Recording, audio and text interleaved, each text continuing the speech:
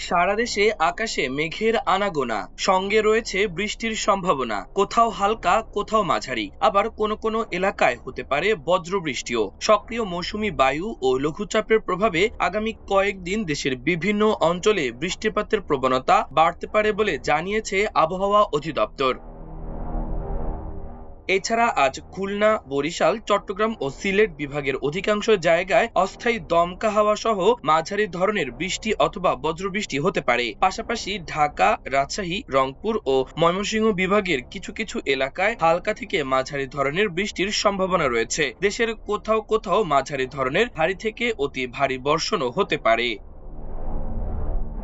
আজ রাজধানী ঢাকার আবহাওয়ায় থাকবে মেঘ বৃষ্টির প্রভাব। রাতের শেষ ভাগে হালকা বৃষ্টির পর সকাল থেকে আকাশ রয়েছে আংশিক মেঘলা থেকে মেঘাচ্ছন্ন। দক্ষিণ পূর্ব দিক থেকে ঘন্টায় প্রায় 14 থেকে 16 কিলোমিটার বেগে হালকা বাতাস বইছে। সকালে মেঘলা পরিবেশ থাকলেও দুপুরের দিকে মেঘের ফাঁক দিয়ে কিছুটা রোদ দেখা যেতে পারে। তবে বিকেল কিংবা সন্ধ্যার দিকে আবারও আকাশ মেঘে ঢেকে যাওয়ার সম্ভাবনা রয়েছে।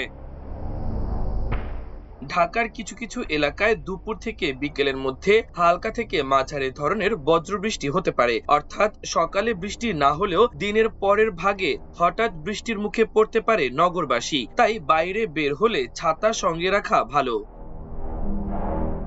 তাপমাত্রার দিক থেকে আজ ঢাকায় খুব বেশি পরিবর্তনের সম্ভাবনা নেই। দিনের সর্বোচ্চ তাপমাত্রা প্রায় 32 ডিগ্রি সেলসিয়াস এবং রাতের সর্বনিম্ন তাপমাত্রা 28 ডিগ্রি সেলসিয়াসের কাছাকাছি থাকতে পারে। তবে বাতাসে আর্দ্রতার পরিমাণ বেশি থাকায় অনুভূত তাপমাত্রা আরো বেশি হতে পারে। আর্দ্রতা প্রায় 72 থেকে 82% মধ্যে থাকায় বৃষ্টি নামার আগ পর্যন্ত রাজধানীতে ভ্যাপসা ও গুমোট গরম অনুভূত হতে পারে।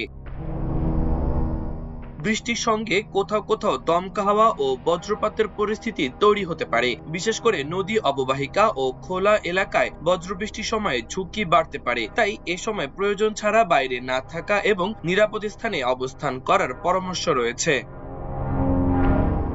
এদিকে দেশের অভ্যন্তরীণ কয়েকটি জেলার ওপর দিয়ে দক্ষিণ বা দক্ষিণ পূর্ব দিক থেকে ঘন্টায় 45 থেকে 60 কিলোমিটার বেগে অস্থায়ীভাবে ঝড়ো হাওয়া বয়ে যেতে পারে। ঝড়ো হাওয়ার সঙ্গে এসব এলাকায় বজ্রবৃষ্টিও হতে পারে। এ কারণে সমুদ্র বন্দরগুলোকে 3 নম্বর স্থানীয় সতর্ক সংকেত দেখিয়ে যেতে বলা হয়েছে।